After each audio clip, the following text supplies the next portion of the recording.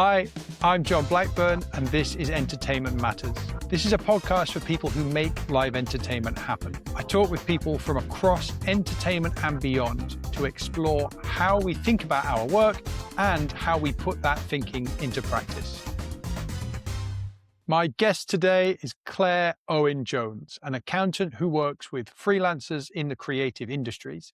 In this conversation, we talk about making tax digital, getting organized, and why your relationship with your accountant might matter more than you think.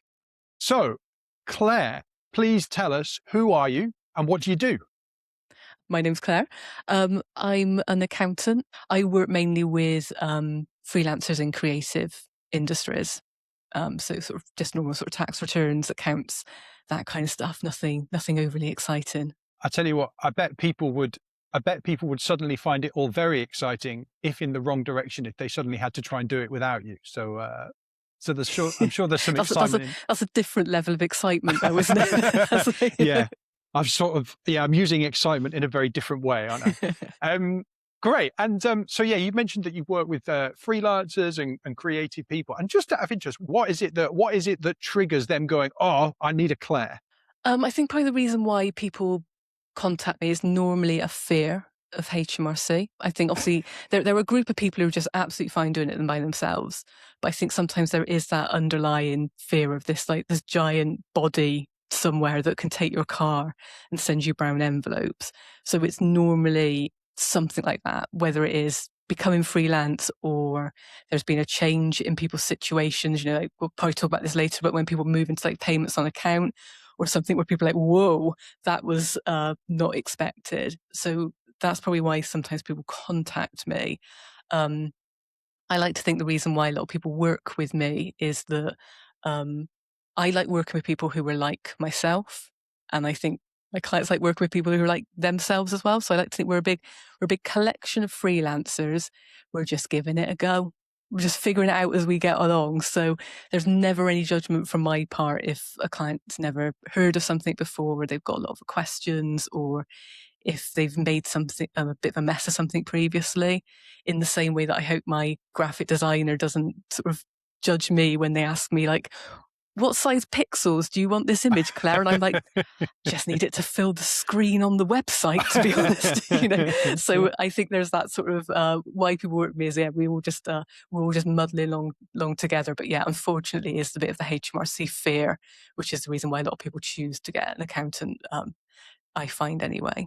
Yeah, thank you, Claire. I know we're only just getting started, but I find that really interesting that you brought into the conversation straight away the sort of the character, personality part of that relationship, because I think a lot of times, you know, certainly within live entertainment, if you're sort of casting for a group of people that are going to perform your show, you will absolutely think about how the personalities in the cast will work together and how the personalities in the cast will work with, say, the director or the musical director.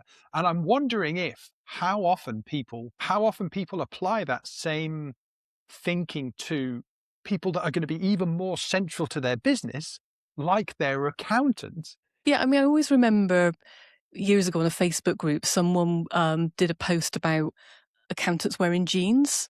And it ended up being a really popular thread with some people going, if I went to see an accountant and they were wearing jeans, I would not work with them.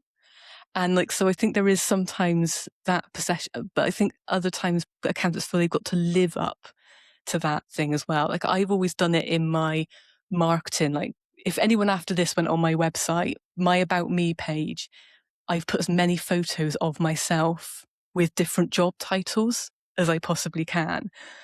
Which I just find really funny. I just like going on my website every now and again on my mobile phone, just scrolling past loads of photos of myself. It's the same thing on my LinkedIn thing. Like I'll go, loves working with creative freelancers. And at the end, I've put, has the personality of a potato. And I think I've seen that, yeah. my partner's always like, you have to remove that. You cannot have that you have a personality of a potato on your LinkedIn profile. But I'm just like, if you see that and you find that like funny or okay, we'll work together. If you look at it and go, I can't work with an accountant who says she has a personality of a potato, that's unprofessional, we won't work together. because you're not going to like anything else about me. So, yeah, that probably didn't really answer your question. I just diverted myself thinking about potatoes, but you know. Well, apart from the fact that you having the personality of a potato is a lie, I quite enjoy, I like the story, I like the example. Yeah, what a great sort of left of center, very creative way of kind of filtering who's going to get in touch with you. It's brilliant. Because this is a podcast for people in live entertainment, I like to ask people if you have a favorite event that you've attended in live entertainment. So is there anything that comes to mind for you, Claire? I think to give people an idea of my personality, my favorite thing in the world is Eurovision. I love anything lowbrow, camp, with a bit of a catchy song in it. I did actually go to Eurovision once, and it was one of those live events where you suddenly realise that it's all done for a TV audience. Mm-hmm. So actually, as an in-person person, I felt like I had just snuck in somewhere.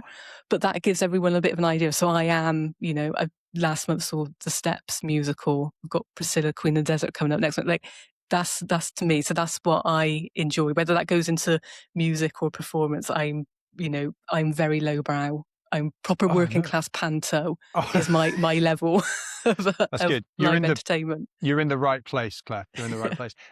That's amazing. When or indeed where did you go to see Eurovision? Because it's really hard to get Eurovision tickets, isn't it? So how did you manage that? I think we ended up getting them off eBay, which is a bit of a, but it was back in 2007. We flew to Finland. We went to the concert. We stayed overnight and we went home. So I've been to Finland, but for like under 24 hours. Pretty much. It was just literally for that. So, but yeah, it was a bit of a nightmare there. It's impossible now. But yeah, not something I go back to. It's far better to watch it at home. That's so interesting. Yeah. And also, I just need you to know that, I mean, your description of flying to Finland for a gig and only being there less than 24 hours is the description that probably everyone listening to this podcast would give for most of the gigs they do abroad. It's, yeah, fly in, check into the hotel, spend no time there, do the rehearsal, do the show, spend 2 hours in the hotel and then get back on the plane the next morning. So I know whenever I talk to my clients, I've got one who's a photographer and he's been to New York doing some shoots, and I'm just like, that's just so glamorous. That must be lovely. And he's just literally like, I didn't see any of it. It's like, you go, you do the shoot, you go home. It's like, oh, could have just been down the road then probably, but it just always sounds really, really way more glamorous than someone who doesn't leave my chair. When you tell a story like that to, I shall refer to them as civilians, so people not within live entertainment, they will quite often go, oh, wow, fantastic, and be much more enthusiastic than you are about it. And if you tell that same story to someone within the industry, they'll go, oh, were you okay? Did you at least get fed? That's the question that comes up.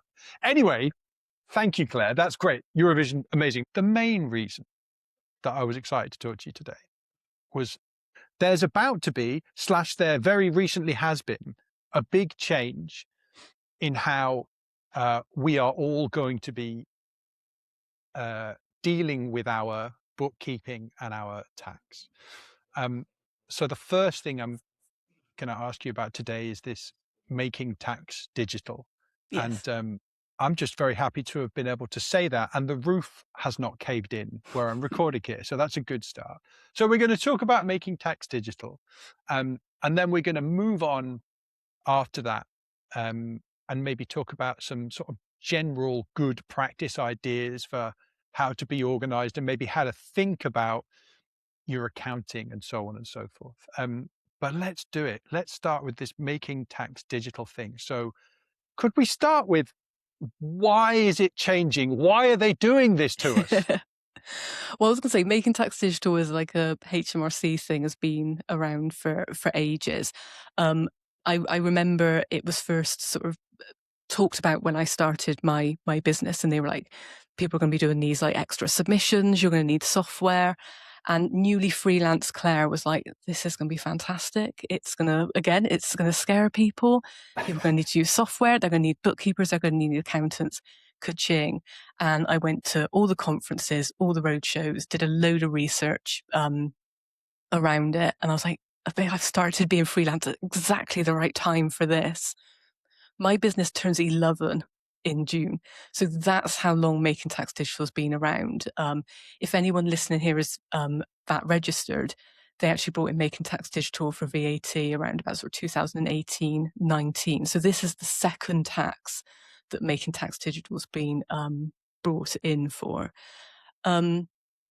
In terms of sort of why, I think the main reason for HMRC doing it is they want people to do a little bit more regular bookkeeping, and they want people to be a little bit more in touch with what their taxes are likely to be. So there could be a large number of people who listening now who file their tax return in January. You know, you give your information to your accountant and they just come back with a tax figure, and you don't really know what profit you've made. You've got no idea what your tax is going to be, and you've got like 5 days in which to find the money and pay. Especially if we're bringing in payments and account into it, you know, it can really catch people out. So especially since the pandemic, there's been a growing number of people sort of defaulting on tax payments, having to set up tax plans, which is all absolutely fine to do. HMRC are fairly open to it, but obviously they don't like it.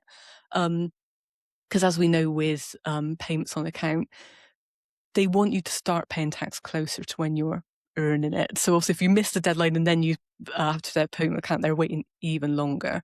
So the core bit for Making Tax Digital is to actually get people doing bookkeeping during the year. So you then get a feel of actually, oh, this is a really good year, this is a bad year, rather than just like, I'll just wait for a surprise when my accountant does something at the year end. But also when you're submitting these quarterly submissions, you're going to be able to log into your HMRC account. It's going to give you a tax estimate so you can see the tax bill building up. So it's not going to change when tax is due. It's not going to, you still do your year-end tax return. So the core bit's not going to be any different.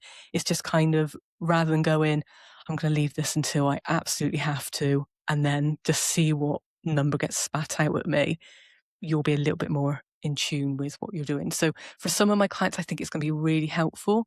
For other ones of my clients who are organised, they do bookkeeping and we submit tax return early, probably not a great deal. It's probably just, for them, it's more of an inconvenience. They're probably Making Tax Digital anyway in some respects, but could be quite helpful. But I don't think it's as scary as a lot of people are making out, unless you're particularly unorganised and money flying everywhere, which I'm sure we'll get into. Thanks for that, Claire. Like that's very clear. So you've mentioned there what's changing and some of the reasons behind why it's changing. Am I correct that it's being rolled out in stages? So we're recording this on the 26th of March in 2026. Am I correct that sort of the first wave starts in the upcoming tax year? Is that right? Yeah, so the first batch of people enter it in April. So yeah, in a couple of weeks. That's people with a sales turnover. So what you invoice your clients of 50,000 and upwards. If you've got a rental property, it'll be if your tenants pay you 50,000 or upwards. Or what's catching some people out, if you have a combination of two. So if there's anyone listening here that's got 30,000 self-employment and going, I don't need to do it, but you've got 20 grand from rental, they'll add them together. So it's anyone basically with regular untaxed income of 50,000 and upwards that are joining it this year. Next year, that will be the 30,000, the year after 20. They haven't given any indication yet on the very small self-employments, whether that will be coming in. But for this one, they've based it upon your turnover of the last tax return you submitted, so the 24-25 year. So if you know that for that one that maybe you submitted in January, you had 30, 40 or something like that, but you know that this year it's just ending is 50, you don't necessarily have to join it next month. You'll go on the next one. They're basing it on what they've already submitted. Rather than the year just sort of ended. So the chances are, if you need to do it, HMRC have already written to you. It shouldn't be a surprise for anyone, hopefully, she says. Yes, the letters have been flying around, haven't they, for a little while about this. So thinking about those people who are going to be in this first wave, the 50,000 and up wave, what does everybody need to be doing? What do we all need to start doing now? And then perhaps what should those people that know they'll be in the next wave should they start doing in preparation? Well, I think some of the, I don't say misinformation around it, is people refer to it as, oh, you'll now be doing 5 tax returns, and it's not. So you'll still do your tax return at the end as normal. But what these Making Tax Digital submissions are is just cash flow. So what money's gone into your bank, what money's gone out of your bank. When you do your tax return at the year end, HMRC aren't expecting it to be the 4 submissions added together. So if you've got an accountant and you still do use of home, or you bring in a bit of personal use for a mobile phone or mileage and all of that kind of stuff, that's still absolutely fine to do at the year end. It is just income and expenditure. Because I said, it's just a guide to keep you in, in touch with how your business is doing and what the tax bill will be.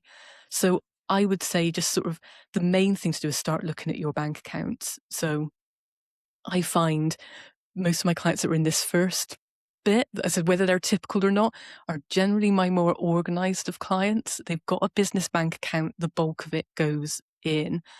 And then as I get to my smaller clients, that's when, because cash flow can be a bit tight, you use your personal bank account, then maybe your partner buys something, and then you've got PayPal, and then you've got a couple of credit cards, and things sort of go everywhere. So I would say if you do have income and expenditure that just goes wherever money is, try and look at streamlining that. Because if you've already got a separate business bank account and money's coming in, money's going out, really all you need to do is choose a software that fits you. And I bore everyone with different software types, but you just choose one that fits you, link your bank account to it, and then once a quarter it's just going through the bank and going, yeah, that income was from a client, that income was from me, this expenditure software, this is whatever, and then just submit it. I think it's the people, if they've got numerous bank accounts, would either have to start looking at streamlining very quickly, or I would work towards that if you know it's going to be in the next sort of year. To everything else sort of is actually, say, relatively straightforward if you've got that clean bit of income and expenditure to go in. So that would probably be my first sort of thing, is look at bank accounts and how your money is flowing, because it is really, really common for people to use personal accounts. I don't want anyone to feel bad on like, oh, I just mix everything together. So many people do, especially when you're starting out, or if you've got, a part-time job and a bit of self-employment, alongside it. People just mix it together. If you just use a personal account, that's fine, but you're just giving yourself more transactions to go through and go, we don't need this, we don't need this, we don't need this. Whereas if you've got a business bank account, it's all relevant to you. But it's definitely, if you spread it over lots of different bank accounts or funding types, should I say, that's why I'd look at streamlining, just make it a little bit easier. Thank you. So if we stick with this streamlining thing, I like the sound of that. I like the sound of things being easier and quicker. Are there any other advantages to streamlining, as you put it? I mean, if we stepped away from Making Tax Digital, I always like keeping business stuff separate. I mean, we can go into the nitty gritty of like, you're actually breaking your account's terms and conditions if you use a personal for business, because obviously they like to charge for business things. So sometimes they'll never ever notice. I've had the odd occasion where clients had a bank account closed down because the bank's gone, you're using it incorrectly. Very rare, but like, if we're going to go down that route. But really it is, if you've got all your business stuff separate, it's a lot easier without doing any bookkeeping to see how well your business is doing. Because sometimes if you've got self-employment and then you've got a part-time job, or it's a joint account, you could be like, oh, my business is making loads of money, but actually your business isn't. It's your part-time job that's making money. In the same way that sometimes you can be like, my business is really struggling, and it's not. It's just that it's funding your holidays and your weekly shops and your life. So sometimes just having it separate makes it a lot easier to be like, actually, how is my business doing, without necessarily having to do any bookkeeping for it. So you've got that. You've also got, just as a final sort of bit, is if HMRC was ever to do investigation, they can follow the money. So if you've got a personal account and you've got your parents paying you a bit of money and to tide you over, or I don't know, you win something on the lottery or a competition or whatever, they'll go, where's that money from? Where's that money from? Where's that? And if you can't, we had once back in the day where a client had won some money in a competition through a local paper. That's how old I am. And they couldn't prove that it was a competition. They'd lost the documents for it, and they had to treat it as sales income in their business and pay tax on it. I had another tax investigation where a client was transferring money to his children, and we had to do a tax investigation, and I had to go through all the bank statements of the children as well, because we had to follow the money. The chance of that happening to anyone else is phenomenally small. Like, these people normally do something to waive at HMRC for other reasons, but if you just keep your business stuff separate, it gives HMRC no reason to look into anything else. It makes it a lot clearer about how well or badly your business is doing. And yeah, when it comes to doing your bookkeeping, because if anyone hasn't used software, accountancy software, in a long time, what you can now do is link your bank account to it. So effectively, overnight, your bank account will say to the software, these 5 transactions happen, and they put the stuff in to the software. So all you've got to do is tell the software what category you want it going under, rather than manually typing something up on an Excel spreadsheet or something like that. So if you've got 5 transactions and they're just business ones, you would just log in and do the 5. But if it's a personal account, you might have 20 transactions, and then you've got to go, no, this one is my weekly shop. That needs to go to this code. It just takes up a little bit more time. It's not the end of the world, but if making tax digital feels a bit overwhelming for you, that could make it far more worse if you log into your software and you've got 1,000 transactions to reconcile when actually only 100 of them actually relate to the report that you need to file. Thank you. So we've danced around software a little bit. I think we probably I think we probably have to talk about software. Am I right that part of making tax digital is now actually mandating using software in this way? You will be needing to use software, and HMRC in this instance are not providing free software as they've done previously for things. The reason being is that when people, see when everyone's filed a tax return, you just put in totals at the moment. So you just go, my total sales were 60,000 and I've spent 10 on stuff, so I need to pay tax on 50. And HMRC get no breakdown of what was in that 60 and what was in that 10. It's also when they're looking for investigations. I talk about investigations way too often. They so rarely happen, but like if they are looking into your figures, they look at trends. So, have you suddenly made loads of money on the year you go for a remortgage or buy a house? Are you making way lower profit than they would expect someone in your industry to be making? So they just have to look for patterns and stuff like that. When it goes through making tax digital, you'll still have a page with those summary totals on, but the software will give them the breakdown behind. So if anyone's gone through this with VAT, probably from your software, nothing changed, but you'll see the detailed report now goes to HMRC as well. So it's bad for some people, because if anyone's got any friends who have been putting through their holidays or weekly shops or massages and anything that they touch, basically, they're now going to be more exposed. They've been able to hide that behind that sort of summary sort of headline figures. Obviously, if you don't claim anything you shouldn't do and whatever, it's going to help you in terms of not getting investigated. Because if you have a year where you have a massive dip in income, or you spend a lot of money on, I don't know, a coach, or you have jobs that are further away and you spend way more on travel or something like that, HMRC will be able to see it because they'll see all the breakdown behind. So it will need software in order to give it that level of detail. But the type of software really just depends on how interested you are in this kind of stuff. So all of the main softwares will be doing something. Why wouldn't they? Like, they're going to be losing so many people if they don't. So I push my clients to, if you're looking at streamlining your bank account and you're open to open a new bank account, if you go with something like NatWest or their online bank, which is called Mettle, it's METTLE. It's not a Bristolian word. You get Free Agent for free, and Free Agent is a lovely bit of kit. You can submit your tax returns through that as well. Otherwise, like Xero is going to be about sort of £7 plus VAT. I think they've got an offer at the moment. It's 32p a month or something. So you'll never be spending more than like £8.50 a month. So not nothing, but not horrendous either. So those are the more traditional ones. If you're sort of like, actually, I've got no interest in doing bookkeeping, Claire, it's an absolute waste of life, I'm never going to look at anything. If you look at bank accounts like Starling or Monzo, if anyone's using those, whenever you do a transaction for your bank, it normally asks you, what category do you want to allocate this to? You will then be able to log into Starling and submit your Making Tax Digital submission from those transactions that you've categorized throughout the month or the quarter. So, you've got that option of, do you actually want a full one that maybe you might go, I'm going to invoice it through now, I'm going to actually use it to chase clients for money, I want to do some year-end reports.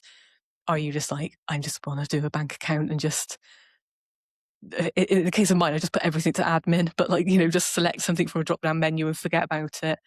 There will be software as well that links Excel. So if there is anyone out there who's got a wonderful Excel spreadsheet that you've built lovingly over the years and gives you the information, there will be some options coming pretty soon that will link that. So that's a very, very long-winded way of saying, yes, you do need to use software, but That's great. It's just kind of working out what one's the right one for you. But yeah, I wouldn't ever spend more than about £8.50 on it. So if anyone comes along with their, especially with Xero, if anyone goes on the page, they've got their main ones on there, which start at like £16 a month. You have to scroll down. They've hidden their Making Tax Digital one further down the page where they don't want it on it. So if anyone is, just spoken to one client who was like, I've been all ready for Making Tax Digital. Xero's expensive. It's like £40 a month. So I'm just like, whoa. so it, loads of options, but yeah, you shouldn't need to spend more than like £8.50 a month on it. That's fab. Thanks again, Claire. Thank you for that. So okay, we've touched on the dreaded software. I would imagine, in terms of the people like listening to this conversation, it's probably a fairly even split of people that have a team of people that are going to kind of deal with any of this, so they're not worried about it, whether that's an accountant and so on. People that are definitely going to be doing it in this first batch, and then people that will come online with it later in further iterations. So for the people that perhaps are going to be in a future batch of people to have to start doing it, what would some of the advantages be of starting to think about and actually implement some things now, rather than putting it off till the last minute? I think the main bit is look at how confused your income is in terms of like if you are spreading it across multiple bank accounts and income types, because that can be a bit of a faff to change. If I suddenly said to you, as of next month, you've got to start putting stuff into software, and you're suddenly like, well, I've got a credit card with this and a few things come through PayPal for this and then whatever. That's a big task. We can get people on software and you can learn software pretty quickly, because it will be a very simple report at the end of the day that you're doing. It doesn't need to be 100% correct anyway, so you can kind of go from vibes. So I think things like software, you might be like, I'm going to wait. I'm not paying for anything at the moment. Claire, it might only be like £8 a month, but I ain't spending that every month for the next 3 years if I'm never going to log into it. So you might go. Sorry, just a very, very loud trolley go down the corridor, then it's thrown me off. So hopefully nothing's been picked up. I'm talking about something very serious. I didn't hear it, but whenever you're ready. It just sounds like I'm having a bit of a breakdown then. Yeah. But yeah, so that's changing bank accounts and streamlining. That's the thing that can take a long time. I mean, I've been trading through my limited company now for 5-6 years, and I've still got to keep my sole trade old account open because I've got 2 clients who insist on paying me for their tax returns from the old bank account. So things like getting people, especially if you're on retainer type contracts, that can take a little while to do. So that would be the main thing. As I said, putting stuff on software, you could probably learn that in the first quarter. You've got to do it. So that would be the main thing, is just look at where your income's going. But I am aware of it for some people, especially if you're project based and different types of income, and you have to have family members help you out every now and again, or your partner help you out. It can get a little bit muddled. So it's never going to be perfect, but as much as you can, if you can be like, no, I need a separate business account, even if you're transferring money backwards and forth, that will really help. Yeah, that's fantastic. Thank you, Claire. Before we move on to discussing a few other things, is there anything else you think that's worth people bearing in mind about this making tax digital stuff? I think as I said, like when I first started, I was like, this is going to really scare people. Ka-ching. I do see that in a lot of the marketing that I don't want to be suddenly dissing other accountants, but there is a lot of like, remember, you've got to be doing 5 tax returns, and it building it up. Whereas I'm sort of like, if you're organised and you're okay, it's going to be minimal up. It's just rather than you sort of doing your tax return on one day in January with a glass of wine and like, I'm just going to have to deal with this. You're just going to have to drink a little bit more wine and do it 4 times a year. It's like, I don't think it's as scary as it, some marketing is being made out to be. Now I know, like within the accountancy industry, just with me and my friends, there's a bit of a to and from of actually, should clients be doing their own quarterly tax returns, submissions. Here I am, I'm calling them tax returns as well. There are quarterly submissions. I've decided, especially with my clients that are joining it this year, possibly next year, there's no reason why they can't do it themselves. So I won't be increasing my prices. I've got other of my friends who are just like, we're not trusting our clients with anything. We're going to have to do it. We are therefore going to be like, tripling, quadrupling our prices because we're going to have to do more work for it. So it's not scary, but if your accountant is up in, there's, some of us who aren't. And if you're like, I need some more support, and Claire's been very unhelpful and blasé about this, there are other ones who are doing it. So it might just be sort of a slight mind shift thing, but it's definitely not as big and scary as I think it's being made out. But maybe that's because I'm in it. So I'm sort of a bit more, it's just regular bookkeeping and press and submit. Sort of, you're not going to get a big tax bill for it. It's not going to be linked to any tax payments or anything. No, that's very useful. And yeah, a lot of that was completely new information to me, and I have been sort of looking around the edge of this, in order to try and have a conversation with you about it. So thank you very much. I did one other thing did just come to me, Claire, which is I've heard mutterings that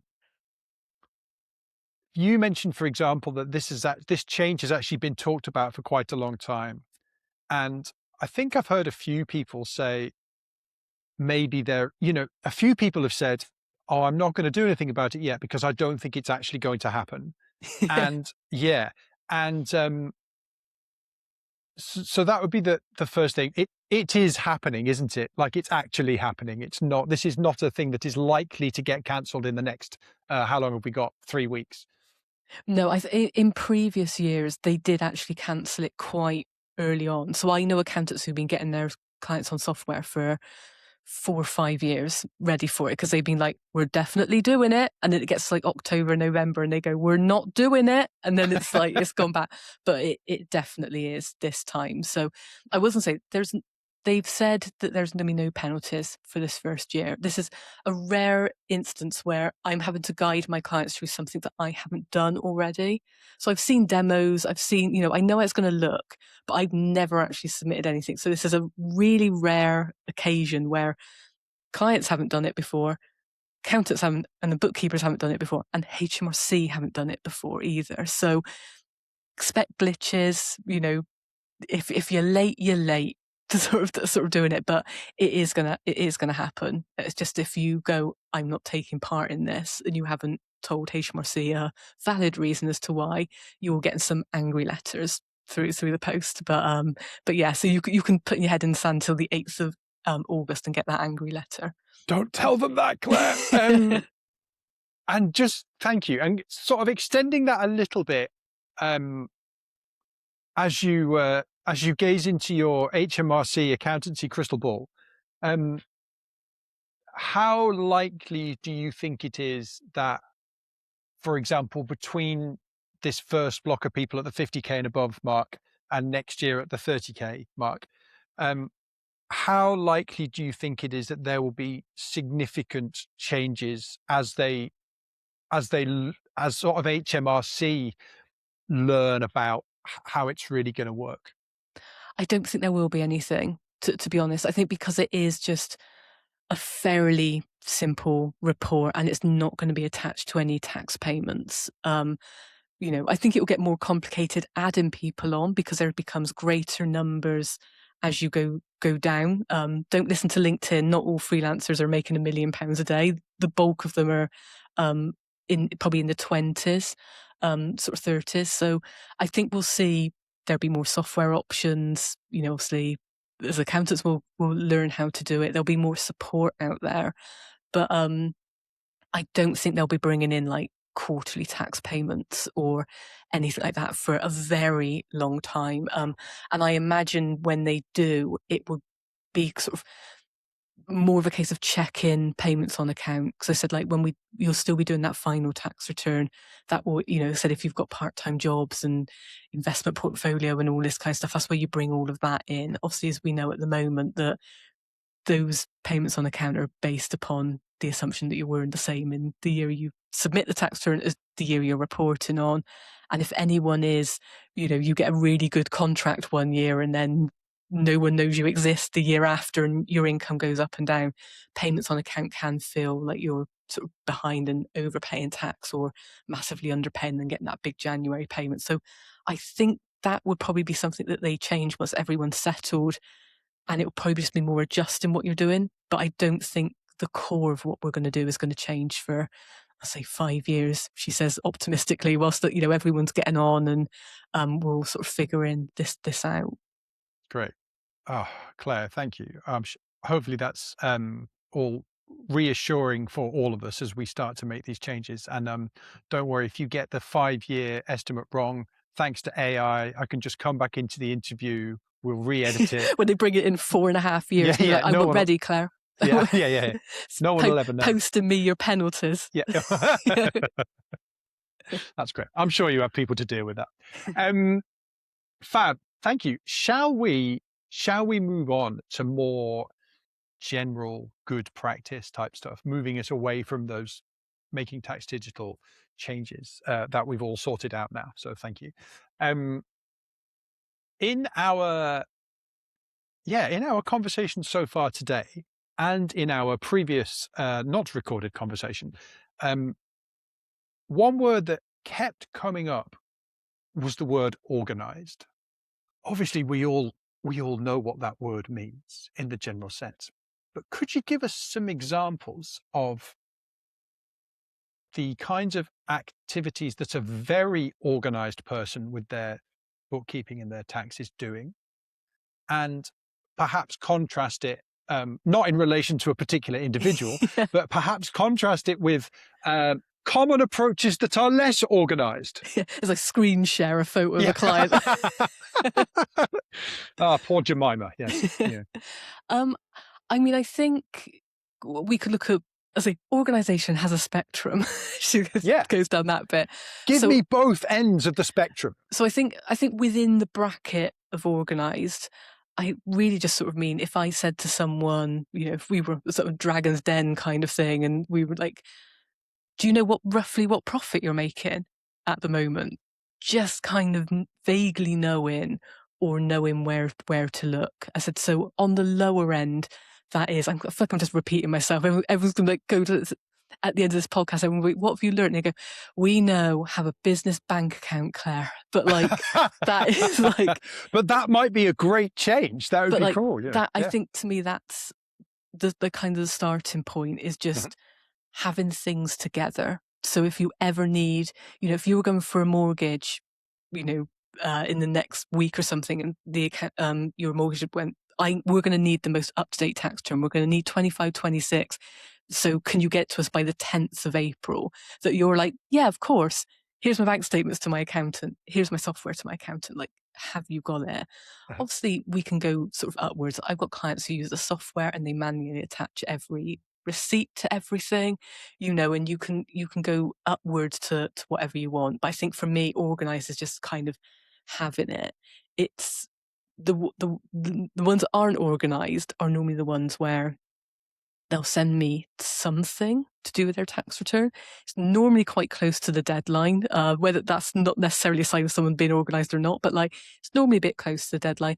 And I'll do the set of accounts. I'll be, oh, you haven't got any insurance this year, or you haven't got any whatever. And they're like, oh yeah, that was from my credit card, and we'll have to go and find it. And then I'll be like, oh, I would expect someone in your industry to have higher travel costs. Do you not travel for any of your jobs? And you'd be like, oh yeah, we pay for that through the joint account. And we just end up going backwards and forth and everything. I'm sort of sending you off. And it has to be me asking the question for you to be like, oh, Claire, actually, maybe Claire needs that. And how did I fund that? And it becomes a bit of a treasure hunt, kind of like where are things sort of being done? So that to me is the unorganized sort of side of things.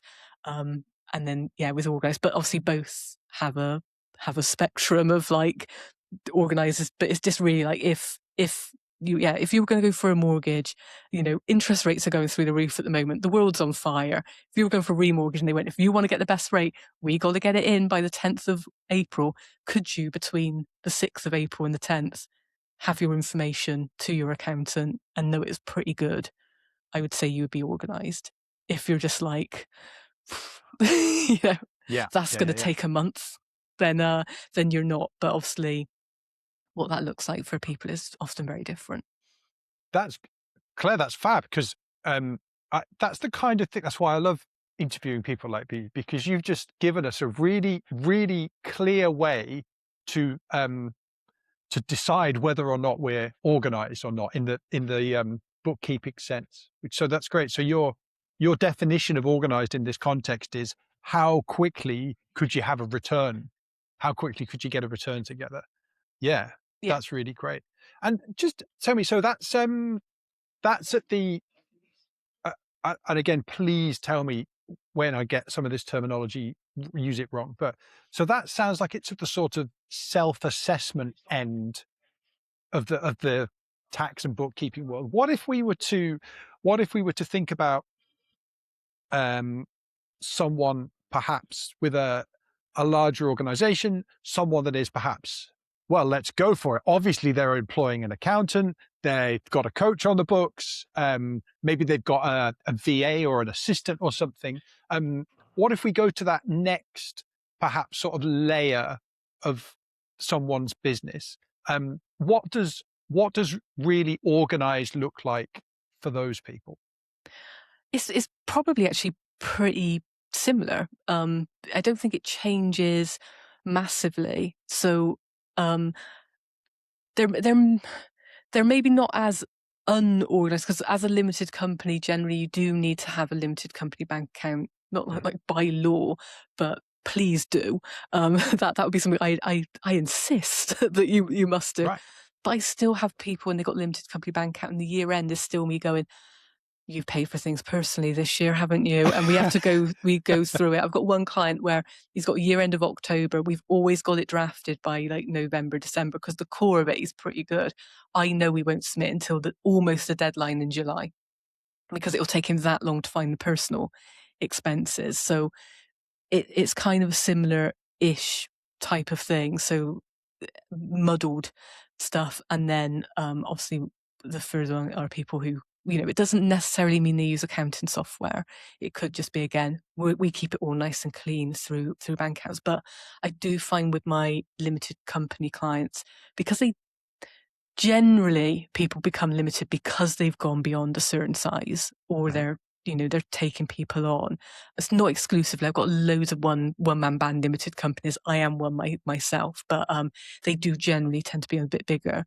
Is that they've just got more people holding them to account. So the sole traders do what they want, and then I come along, I said, like a really rubbish Santa Claus once a year with a tax present, and then I leave them alone. So they're just like, I've just got to get it done for Claire, and then that's it. Whereas my clients who are bigger, I said, I have to keep going, like, not exclusively, but like they might have a business coach who's like, okay, every month I need to know where your figures are because we need to see what we're doing.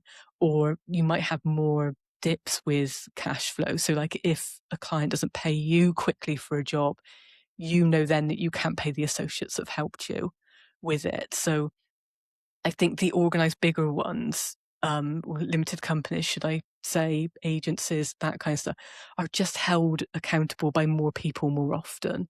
But organisation in itself stays the same. That's how I would kind of put it, possibly. No, that's really great. I love that that idea that one of the reasons those larger organizations say are more organized is not because they have to be intrinsically more organized. It's just that, like you say, they've got more people asking things of them in that field. So that's great. And just sticking with that a little bit more, if I wanted to be like the best client that Claire had ever had, like give us the dream organization habits or outputs, so that when when do we present things to you? When do we get in touch with you? What are the ways that we communicate with you? What would make us the kind of person where you're like, you know what, they've got a lot coming in and out of their business, and there's lots of different bits, but it's so easy to work with them. I mean, I will say to everyone that I'm in a compliance accountant, so my focus is on tax efficiency and year end. I don't work with my clients doing monthly cash flows and budgets and stuff like that. So there may be accountants that have sort of a different sort of way of looking at it as me. For me, it's people who are so people who save for tax. I don't like having. I had 1 month where my partner was like, "Does everyone just cry on Zoom when they're talking to you?" Because like I'm just forever giving really bad news to people. So it is saving for tax, but as part of that, it's clients who recognise, oh, something's changed in my business. I should let Claire know.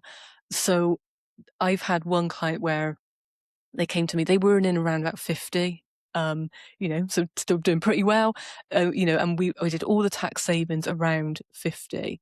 And then when I came to do their tax return a month before the deadline, they'd actually earned 123. And suddenly they were like, well, you told me to save this percentage for tax. I'm like, I didn't know you were going to be more than doubling your income. I would have changed the advice I gave you. And obviously we fell out, but like they are still a client. But like, when you're like, this relationship's been tested, like that would be really handy. I have the same, a lot of tax returns I was doing in January this year, giving people very big tax refunds. And I was like, if you had come to me in April, May, June and gone, the tax year has ended, really wasn't very good, we could have got it in. You wouldn't have had to pay that July payment on account. You would have had that money with you rather than having a struggle year because you've handed too much money to HMRC. So from my side, it's like obviously having an organised client who can give me information, whether it is on software, it can be like, how can you have a look at my free agent and just give me an idea where tax is going to be? But actually sometimes it's just communication when something's changed for the better or worse, so we can adjust things, is really sort of helpful for me. I think the problem is like with finances is I think I don't say there's a lot of emotion attached to finances.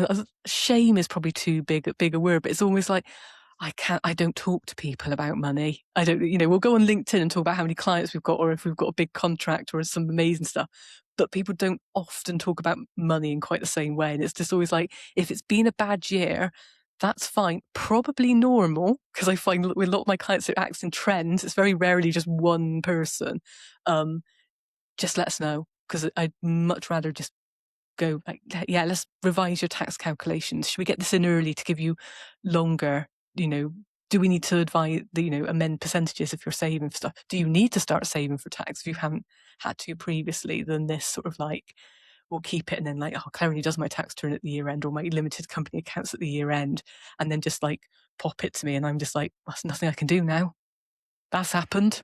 So that was a very long way. It's just around more communication, I think, than actually, I'd love it if everyone was on software. my best clients are on free agent. You know, it's not like that at all. It's the ones that let me know. So we all know, you know, especially if you're a project, you know, you get sort of small contracts and stuff like that. It can be very hit and miss. It could be a completely different business year on year, and kind of regardless of size, really.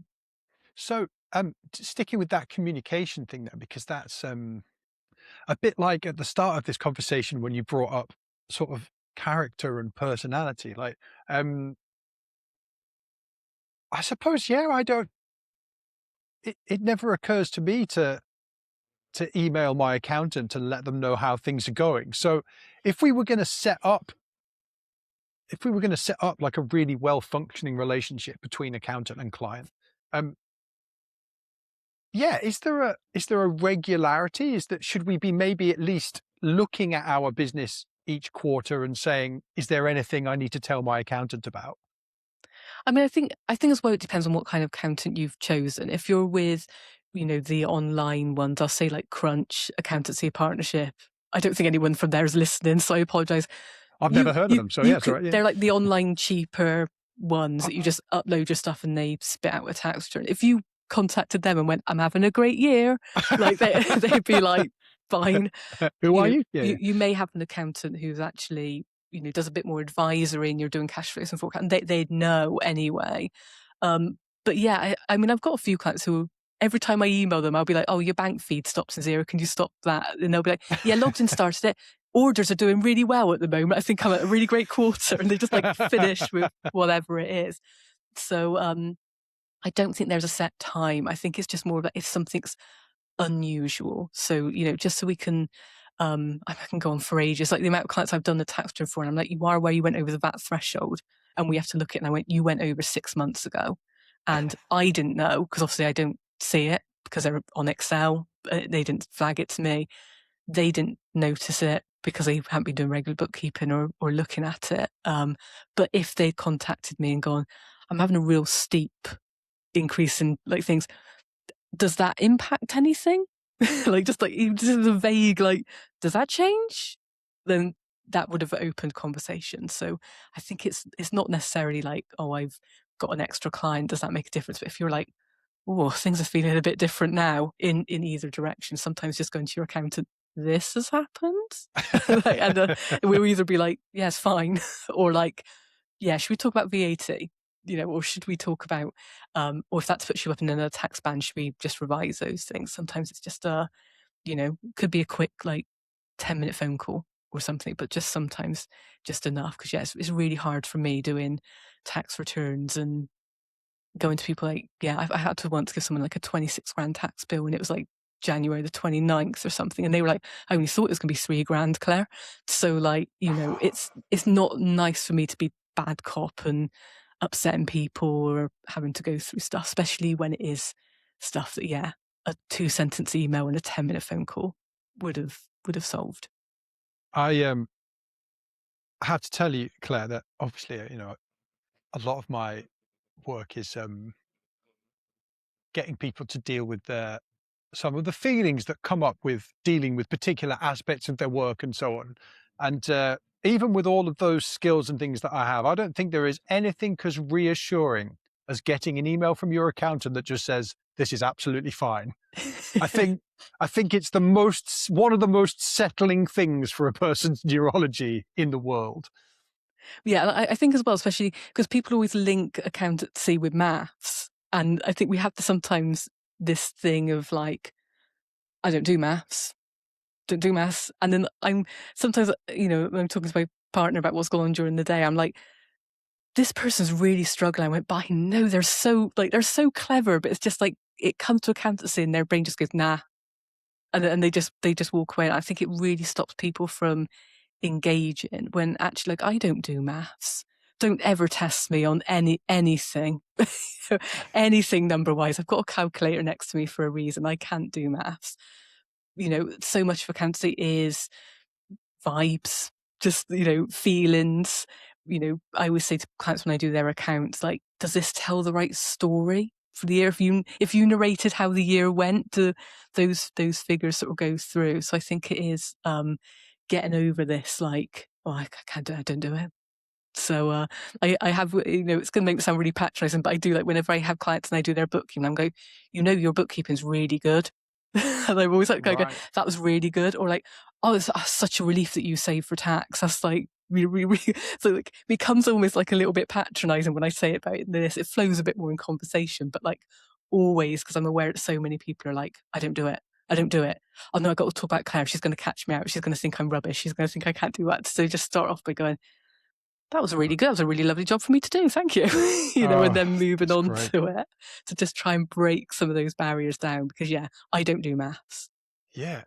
And you, that's fab. Thank you.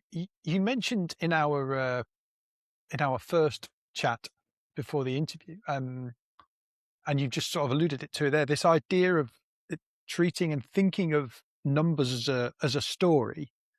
And as I, and if we were sort of tackling the problem of perhaps people worrying about engaging with their finances, even if things are going well, for whatever whether it's fear about having to pay a load of money out, whether it's fear of maths and numbers. Could you tell me a bit about that? This sort of numbers as a story. Like, do you think that's a kind of thing that if we started doing it, we might get more comfortable with engaging with those things? I mean, I think sometimes it's how accounts is presented and how we feel about it. I mean, my company's got a year end of March. I don't wake up on the 1st of April and be like, feel any different. Our businesses are ongoing, and I don't think of my business as categories. So I don't sort of be like, wow, this has been a good year for staff training and welfare for me. Like we just don't do that. So I think sometimes when an accountant does the set of accounts, and I fall foul to this as well. So I don't want it to sound like I'm just dissing other accountants. And we go, I've sent you the accounts. Do they look about right? And you're just looking at totals and going, I don't think of my business as postage and stationery and repairs and renewals and stuff like that. So you can then get like, oh, this is a test. What's gone into this? And you end up like almost auditing figures. Whereas actually, if you sort of looked at the comparisons, because normally a set of accounts has the previous year and the current year. If you're just like, this year I took on a bigger job than normal. Like, I got a Panto contract, but it was cross country. Got paid a little bit more, but had to pay for some hotels, or I had to do a bit more travel for it, a bit more food and drink. And leading up to that, had a bit of a bad downtime. So I got a business coach for a bit, and that was really helpful. And then that led on to me doing whatever. And you just kind of go, okay, that's what happened in the year.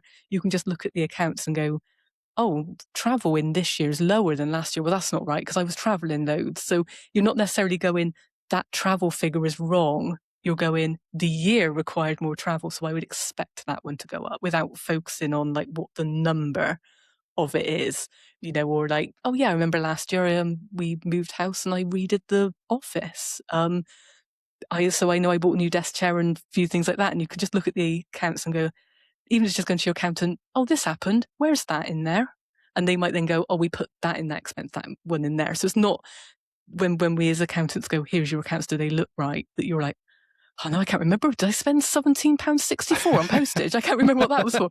But just kind of go, how was that year? What was the main things that happened? So you can be like, I expect that category to go up, that one to go down, or I can't see any of this. Where is it? Because sometimes for my clients, they go, well, I bought a MacBook during the year. Where is it? And I can go, oh, it's on the balance sheet. Nobody, oh, great. I didn't see it on there, or things like that. So it's just, I think sometimes that is that bit of like, when I hand a set of accounts, it's like, just so you know, this is a test and I will be grading you. I've put a mistake in there and I'm going to see if you can find it. so when you go, it looks great. I'm like, oh, John's rubbish. So, but, Oh, you have seen my accounts, but it's just not worrying of like, I need to get this correct. It's just like what happened. But I'm aware that if you are someone who does something closer to the deadline, whether it's limited company or self-employed, sometimes I'm like, and can you remember what you did during the year? And you're like, no, that was 18 months ago, Claire. So sometimes it makes it a bit easier if you're a bit closer rather than like a historical story. But that was a very long-winded way. So that's what I try and do. So that's why when I have calls with clients, I always start with, how are things going at the moment? how did you find last year? My clients have generally found this. Is that how you found it? I refer to myself as the non-emotional third party who just looks at your years in total. So I'm always like, how did it go? How did you feel? And then I'm like, yeah, that feels like I told around about that, rather than like having a meeting where we go through and you're like, what do you put in that? I had one client who was like, you've got £7 in that. What was that? And I had to get all the working papers up. And I was like, you bought some batteries? And they're like, oh, okay.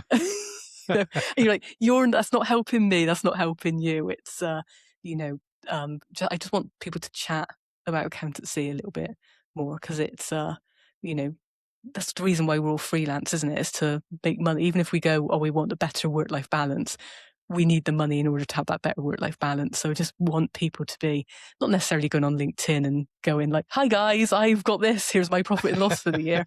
But just that sort of, you probably find it in coaching as well, just getting people to open up and go, this is happening, I'm really excited about it. Or that didn't quite happen as I wanted it to. Or I'm having people come to me and they're not signing up, or they're taking longer to do that. And talk about how because for you, that might be sort of, from a coaching side, you approach it in one way, and then I'll be like, oh, well, that might impact your tax bill that way. What can we do to help? Should we get that in early? You might get a tax refund then, and that could fund this bit. And, just trying to change conversations rather than like that, I'm going to grade anyone, because I'm really not interested. I'm number blind. I do tax return. I do like 260 tax returns a year. I'm not going to look at someone's and be like, that one was particularly bad. It's just like they're all the same. It's the stories that are different. Thank you for that. You also have mentioned, although not as often as I was expecting, you have mentioned the dreaded deadline word a couple of times. And in our previous unrecorded conversation, we had a little chat, didn't we, about, again, tell me if I get this right. Am I right that it seems like there are sort of April people and January people when it comes to self-assessment, and not too many people in between? Is that a rough? Yeah, I was like, we all think we're individual and we all act completely unique. And I'll tell you, you all emailed me on the same day. It's we all it's all trends. So yeah, I mean, I do find generally with deadlines, again, whether it's limited company, whether it's sole trade, people react to deadlines the same way they did homework at school. So you're a night is set or the day before it's due. Both have problems when it comes to tax planning and stuff. But yeah, I find it quite hard to change people's behaviour. I might be able to put an April down to like June, but they definitely want it done before the payment on the account. The ones who are definitely January, I might be able to get them to November, December maybe, but they're like, why? It doesn't need to be done until then. And so I find it a little bit harder. It normally needs to have a change in situation. So it is like a mortgage, we're going for finance, something like that, to bring a new mid-year deadline. Whether that's just my clients, but that is my experience. It's not like I don't get, not me and my phone there, it's not like I don't get any in mid-year, but those are the core. Clumps. Yeah, and then it's always linked to New Year's. So I might get a little peak in September because that's new school year. But primarily April and January, or just after the limited company year end, or just before the company's house deadline. If you're a self-assessment person, if we're talking about the self-assessment people for a moment, you mentioned that April and January both having sort of, well, I think you said both disadvantages. So actually, when is all things being equal, which I appreciate they are not, on paper, in our imaginary, similar, perfect world, when actually is a good time to do it? When is actually a sensible time? When is the most effective time? Again, I know we're ignoring personal circumstances, which obviously is actually very important, but sort of theoretically, when would a balanced time be to do that? I mean, I think if your business is very consistent and very settled, like, you've got regular contracts, retainers, ongoing projects, probably leaving it until January is absolutely fine, because you know what the tax bill is going to be. It's going to be the same. It's, whatever. But like I had a couple of clients come up to me in sort of January. I gave them a big tax bill. It upset them, as I always do. I just ruin everyone's January when everyone's a bit fragile. They just desperately want a drink but can't have one. Sort of tight. And they're like, how can this what can I do next year to make it better? And my response, because I'm always like emotionally fatigued at this point, is always just do it a bit earlier, because the deadline stays exactly the same and the tax bill deadline stays exactly the same. So if you do it in April, you still don't need to pay the tax until the 31st of January. If you do it on the 31st of January, the tax is due on the 31st of January. So all you're doing if you do it early is giving yourself that advanced notice. Obviously, the problem with doing it early, as we talk about good old payments on account, is they're based on the assumption that you're going to earn in the current tax year what you're just reporting on. And if you're doing the tax return on like the 10th of April, you've got no idea what the next tax year is going to be because you're only like a week into it. So it's just really for my clients who do it early, is trying to encourage them of like, contact me again closer to January and we can just see where you're going. So it's that sort of different conversations of like do it in April, May, June, July, whenever you want to early. We can make sure July payments on account correct. We can give you an idea what January is, but please contact me if the year doesn't go as you expected to, so we can revisit again. Whereas when you do it in January, if you've overpaid in July, that's money gone that you'll get back. If it's a bit higher, you haven't given yourself much time. So probably didn't answer your question too much, but like I always say to my clients in January, you pay me the same, but you get worse service, because I'm just literally like, I can't do anything. This is what it is. Whereas like in April, we can have more conversations and we can go, let's revisit this a couple of times and make sure you're okay with it and it stays accurate. So pros and cons really. And again, Claire, just that does, again, to my ear anyway, link back to some other things that you've said earlier in terms of communication and even the sort of the character of the people that you're working with. Like a lot of people that I work with regularly that have accountants see it, I think, as a quite transactional. I have to send this to my accountant. My accountant has asked me for this. I need to ask my accountant about this specific thing, and sort of limiting the interactions to the absolute sort of bare minimum. From your description there, it just sounded more like perhaps it can work differently. Perhaps it can be a more sort of breathing conversation rather than just being a set of deadlines. And I think it's one of those things where I think there's problems on both sides. So this isn't, I don't want this to be like I'm like clients who would have them sort of like roll me eyes kind of thing. Because I've taken on clients and they've gone, my previous accountant charged me every time, like a solicitor, they charged me every time I contacted them. So a quick question could end up being a reasonable size bill. Or I tried to contact them and they never got back to me, or I felt they were talking down to me. So I think as accountants, I think we have a lot to do on our side. But then also so many of my friends, when we're on our, messenger groups and we're sort of talking, it's over and over again of this happened. Why didn't they tell me at the time? Like, why didn't they tell me? Like over and over again. So I do think it's a different, it's something that we need to do on sort of both sides of like, we're not all there, but it may be that if someone feels that way, that they need to just change accountants.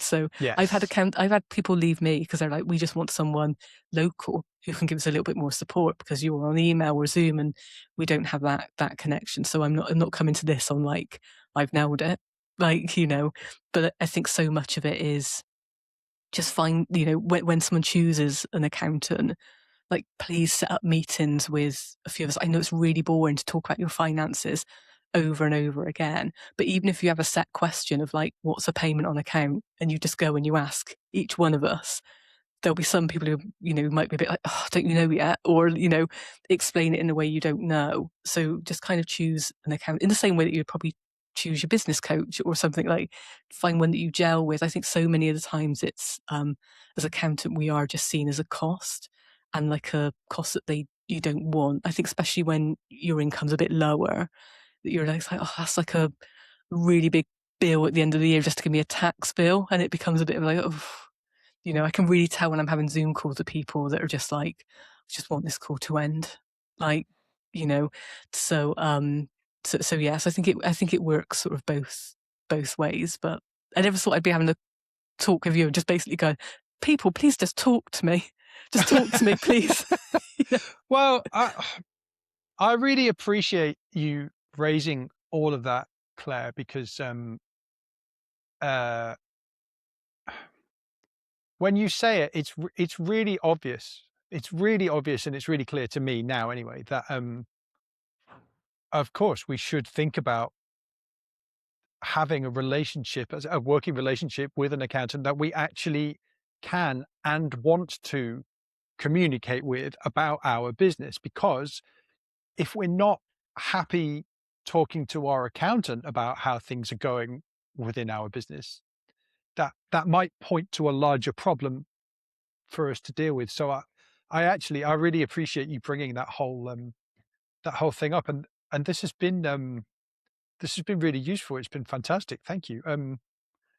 Before I sort of wrap things up, if there was one question that you wish I'd asked you, or perhaps that we even agreed I would ask you, and it's floated out of my brain, what might that be?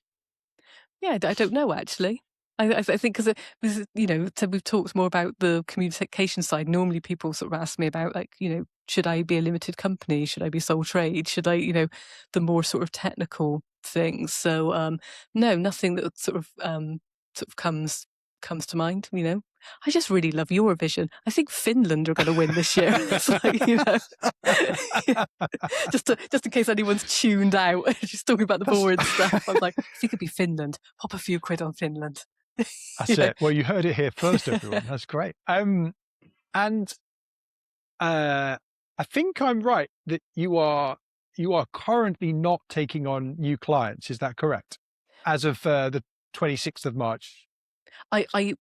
I'm in the wonderfully privileged position that I have more people contact me than I can take on as clients. So I always have that on my website to slow down the number of people contacting me. So if anyone did want to go on my website and did want to contact me, as long as we're a good fit, that's fine. But I do it to slow down people, and every time I say it, I feel really icky because I'm like, that's so lucky.